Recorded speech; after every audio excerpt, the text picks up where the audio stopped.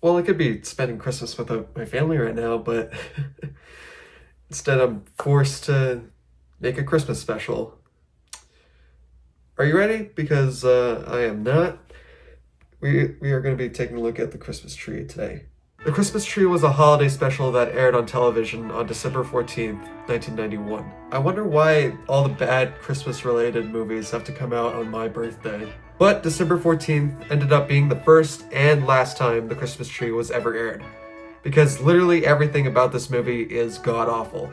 The animation, the voice acting, when I say everything is bad, I mean it. So let's take a closer look on why it's bad as it is. So the movie starts with the stereotypical narrator telling us a story from this book of Christmas stories.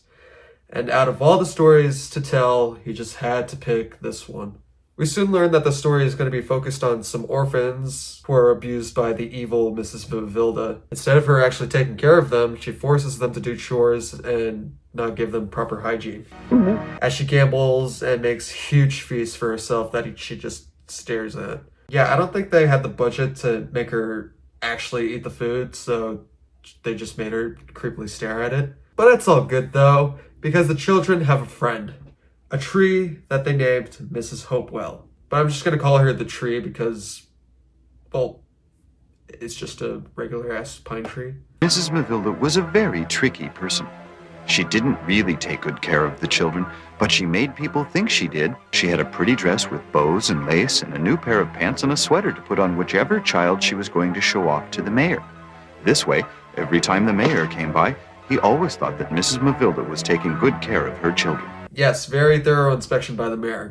Good job, mayor. And could you imagine if food inspectors for fast food restaurants did the exact same thing for their inspections? That is a nice-ass menu screen right there. Looks like my work here is done. But after he left a donation collected by the townspeople for the orphanage, Mrs. Mavilda would immediately take off Whoa, skip. and put them away in a closet for the mayor's next visit. Look at this. The animation is so bad, the clothes are hanging on this random part of the wall when they're supposed to be hanging on this bar. Wow. Well, let's begin our story now. Alright, so the movie is barely functional when it feels like a slideshow with a narrator in the background. So let's see if this movie can be an actual movie. God, it's like telling an infant to do calculus. This is almost impossible. So a woman named Judy and her two kids, Pappy and Lily, move into town and they go to live at the orphanage after speaking with the mayor. Oh, you. We come from the mayor's. I'd better go now. Take good care of yourself and the children, Judy. Wow, that's really cool that they managed to find someone who's like the human equivalent of cardboard to be in this movie. And Mrs. Mavilda's charming self gives Judy a bunch of chores to do day to day and forces Lily and Pappy to go sleep with the orphan. Come, children. Follow me. Another thing. What the hell was that? Yeah, don't you just hate it when there's weird cuts in your voice lines? Anyways, Judy's two still frames of animation, aka her kids, are taken to settle with the other orphan children.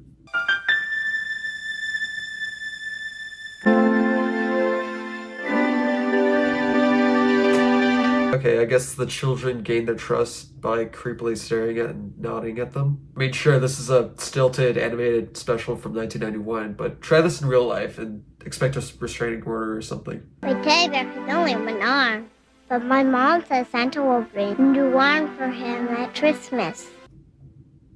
Wait, what? My teddy bear has only one arm, but my mom says Santa will bring a new one for him at Christmas. Look, I know these are kids and I shouldn't be too harsh, but it actually sounds like this girl started talking the day before they shot her lines. I mean, honestly, what's the harm in saying, let's try that again, but actually speak English this time? Oh wait, I forgot they didn't have the budget for that. Oh, there you are. No, the natural reaction to seeing those hellspawns stare at you isn't, oh, there you guys are. It should have been, stay the hell away from me. Stay back. But anyways, Pappy, Lily, and Judy are all introduced to Mrs. Hopewell. When I'm scared, I think about her branches like arms holding me. When I'm scared, I think about her branches like arms holding me. That is depressing as hell. Holy hell. Alright, how do I describe the relationship between these kids and the tree? It's basically just Taylor Swift and Swifties. It's like 100% a cult. Now we have to do something for Mrs. Hopewell, too. Yes, we must do something for our Lord and Savior, Mrs. Hopewell. We must have to sacrifice Pappy. I've got an idea. Let's make Mrs. Hopewell more fun to be around. Help me get that pile of wood around her. Why isn't that the perfect gift for a tree, Judy? Just a bunch of organs from another tree decorated around her. It's like giving a necklace of plastic water bottles to, I don't know, Kim Kardashian. Also, wooden slides? Seriously? As Judy is bonding with these kids and teaching them some valuable life lessons, like showing them what a sandwich is, the mayor catches on and decides to donate more money, which Mrs. Mavilda, of course, gambles away. Here goes the children's money again. Here goes the children's money again. What a line. But anyways, once Christmas comes, the mayor decides to double the donations. I've got enough money here to get the children new clothes. And still... Okay, what was the reason for that awkward pause? Here you go, Mrs. Mavilda. Here's the 2 bags. Oh, you know how currency is measured in different countries. Dollars, euros, pounds, bags. Anyways, right after the mayor leaves, Mavilda, of course, invites her friends over to gamble. Meanwhile, Judy explains to kids what Christmas is.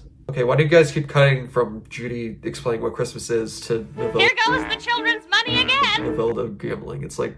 Also, the way Judy explains Christmas is a little bit confusing and a little contradicting. He's not anybody's grandpa. Santa Claus is everybody's grandpa. But you know, you have to make a simple wish because Santa has to make toys and other presents for all the children of the world. Can I be the first one to make a Christmas wish? Sure you can, honey, but think hard before you do. Santa can do anything. How is Santa going to know which toy to bring to which one of you if you all wish at the same time? Anyways, Mavilda loses all of her money, and the next morning she delivers easily the greatest line of cinema history.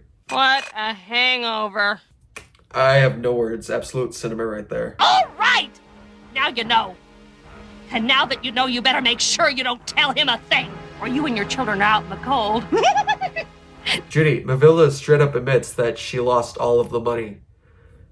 I wonder what you should do. Maybe, I don't know, go to the mayor? I mean, this is a universe where everyone is either AI or an idiot, so he'd probably go, but Mrs. Mavilda is so nice and caring to the orphans by showing me 2 nicely dressed orphans. So anyways, Mavilda tells Judy that the children aren't going to get any presents for Christmas, and they're not allowed to play outside anymore. I forgot something. What is the name of your friend out there? Why do you want to know if you're going to cut Mrs. Hopewell down? I'm cutting her down for firewood. Ugh. Why did it get so detailed all of a sudden? So the orphans plan on what they should do. What about your mother? She's also in danger. I don't worry about my mother because I know she can defend herself. But I'm really worried about Mrs. Hopewell. Yeah, she can defend herself alright. Just not very good, though. Also, how are you more concerned over some random tree over your own mother? But a group of barely literate freezing animations eventually come up with an idea. Not go to the mayor, because that's too impossible. Their plan is much more easier. Go to Santa. I mean, if you ask me, that's bound to work nicely for them. I don't know where the North Pole is. Do you? I don't either. Neither do I. He knows where the North Pole is. Yeah, that's how it works. A dog barking means he knows where Santa is. I mean, whenever my cat meows, it always translates to pie. What's up, bud? Okay.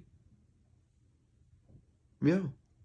3.141592. So Pappy is essentially exiled from the orphans to go to Santa, and his sister and Licorice tag along. Yes, in the short amount of time, Lily was not only undetected by Pappy, but she managed to grab food in that short amount of time. And Mrs. Mavilda didn't catch you? Not when you go through the window. But they soon run into trouble.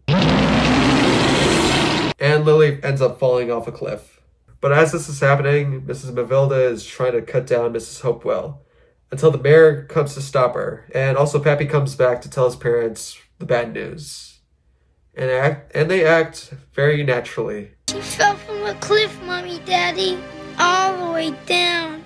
And I think I'd show a little more emotion than this. But then the truth comes out about Mrs. Mavilda to the mayor. And look at them. They look like they haven't had new clothes in years. What if the inspector were to come? Wow, the mayor is so much more concerned about the inspector coming and ratting him out over some orphans being abused by Mrs. Mavilda.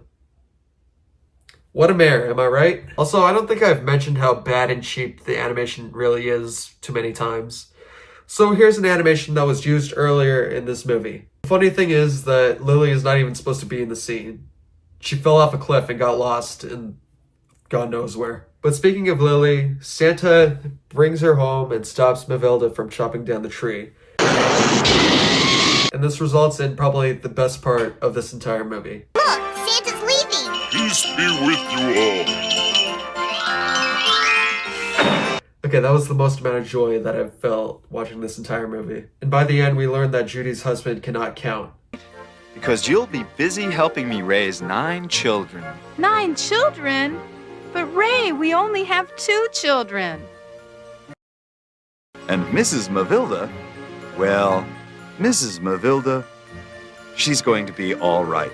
From what I've heard, she went back to work in the orphanage as Judy's assistant. Well, don't worry about Mrs. Mavilda. She's good now. She learned that you always win when you are good. Wait, what? You always win when you are good. Huh. The Christmas tree might be the worst Christmas special ever made. Hell, I think this might be the worst holiday special ever made. I feel like if you told AI to generate a Christmas special, this is what it would look like. Yes, humans in 1991 somehow found a way to make something that doesn't even seem like it was made by real humans. I guess that they thought that they could pass anything off as a Christmas special no matter how bad it is. I mean, as long as it has Santa, snow, presents, and a Christmas tree, we're gonna be the greatest Christmas special of all time. But like I said before, this is barely a Christmas special. And it's not because of the animation or anything like that. No, it's the message they tell at the very end. You always win when you are good. You always win when you are good. Now, isn't that a message that perfectly represents Christmas so well, isn't it? There were like millions of different messages that are like so much better than that one, but they just decided to pick that one in particular. But anyways, I hope you guys enjoyed my Christmas special more than whatever we just talked about. So I hope you guys have a Merry Christmas, and I'm gonna go hang out with my family, and you guys should do the same.